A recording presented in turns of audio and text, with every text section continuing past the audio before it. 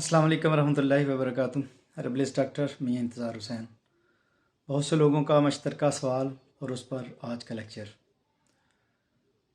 बहुत बड़ी तादाद में लोग ऐसे हैं जो मस्जिदों में बैठकर कुर्सी पर बैठकर नमाज़ पढ़ते हैं। उसकी चंद वजूहात हैं। अगर आप उन वजूहात को समझ लेंगे तो भले आप कई बरसों से बैठकर नमाज़ पढ़ रहे हैं, आप अल्लाह के फजल से बिल्कुल नौजवानों की तरह बेहतरीन अंदाज में नमाज़ पढ़ने के काबिल हो जाएंगे। आमतौर पर हमारे यहाँ जो तरीक़ाकार सेहत के हवाले से राइज है वो ये है कि जब बंदा थोड़ा बूढ़ा होता है तो उसके घर वाले उसे अलसी की पिनियाँ बना देते हैं या गर्म चीज़ें देते हैं।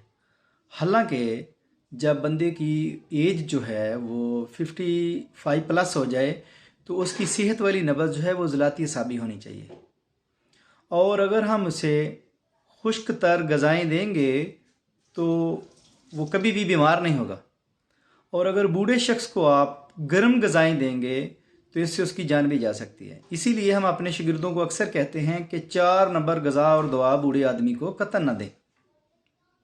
अच्छा, अब इसमें ज़रूरी नहीं है कि सिर्फ़ एक यही वजह है, लेकिन चूँकि जब कोई लेक्चर में बात की जाती है तो मेजॉरिटी एज अथॉरिटी के असूल पर की जाती है।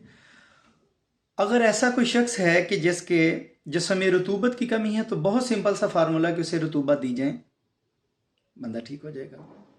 मेरी ज़िंदगी में ऐसी बेशुमार मसाले हैं कि जो लोग खड़े होकर नमाज़ पढ़ते थे, बैठ नहीं सकते थे, वो अल्लाह के फजल से बेहतरीन अंदाज में नौजवानों की तरह दोबारा नमाज़ पढ़ने के काबिल हो गए हैं। फिर ऐसे लोग जो गठिया का, जिसे हम अपनी ज़बान में गेंठिया बोलते हैं, उसका शिकार होते हैं। ऐसे लोग जो दुनिया भर के अस्पतालों से मायूस होकर आ गए हों, अल्लाह के फजल से हमारी दवाई 3 से 4 हफ्ते खा लें, हमारा दावा है कि अगर ठीक ना हुए तो पैसे वापस ले जाना। हम नुस्खा भी शेयर किए देते हैं। ये ठीक है कि हमारा ज़रिया मुआश है, लेकिन हमारा ईमान बड़ा मजबूत है इस मामले में कि हमारा रिस्क हमारे पास भाग कर आएगा, हमारे पीछे पीछे आएगा। तो हम नुस्खा भी जो लोग मांगते हैं दे देते हैं। हमारे जितने स्टूडेंट्स हैं, तिब्बी फ्रेंड ग्रुप, हमारा एक तिब्बा कराम का व्हाट्सएप का ग्रुप है, और इस तरह बेशुमार ग्रुप हैं जिसमें हम लोगों को टीच करते हैं और कभी भी बुखल से काम नहीं लेते। जो भी हमारे नुस्खा जात होते हैं वो हम अपने दोस्तों के साथ शेयर करते हैं ताकि तिब और तबीब की फलाह हो। बाकी रिस्क तो जितना इंसान के नसीब में लिखा है वो इंसान के पीछे आता है। हमेशा अल्लाह से रिस्क से ज़्यादा हदायत मांगनी चाहिए।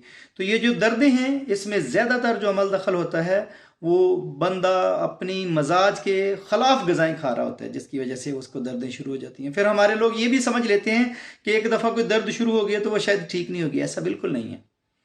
आप ज़िंदगी के किसी भी हिस्से में हैं, आपकी एज कोई भी है, आप मर्द हैं या औरत हैं, आप बेहतर तबीब से, जो समझदार है, ये ज़रूरी नहीं मुझसे रब्ता करें, जो भी समझदार मिचोर आपके इर्द गिर्द तबीब है उससे मिलें। डॉक्टरों के पास इसका कोई इलाज नहीं है, डॉक्टरों से माजरत। लेकिन डॉक्टर हजरात ख़ास किस्म की दवाइयाँ हैं, वो बेचारे तो तशखीस जानते नहीं हैं। वो तो अगर कोई बंदा जाके उन्हें ये कह दे कि मेरे सर में दर्द है, उसके लिए भी वो 35 टेस्ट लिख के देंगे, और लाखों रुपए के टेस्ट लग जाएं तब भी पता नहीं चलता उन बेचारों को कि इसका मर्ज है क्या।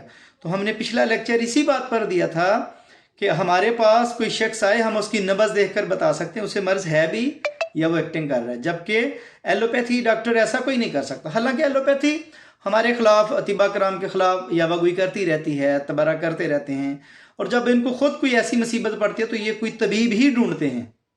तो मेरी यही गुजारिश है, मेरी यही राय है आप तमाम लोगों के लिए। घर के कोई भी फ़र्द को ये ज़रूरत है कि उसका दर्दों का कोई प्रॉब्लम है तो आप फ्रीली मुझे कॉल कर सकते हैं। हम डाइट प्लान आपको दे सकते हैं आपकी एज के मुताबिक, जिससे आप दर्दों से निजात हासिल कर सकते हैं। अल्लाह ताला आपका हामी नासर हो। अस्सलाम वालेकुम व रहमतुल्लाहि व बरकातुहू।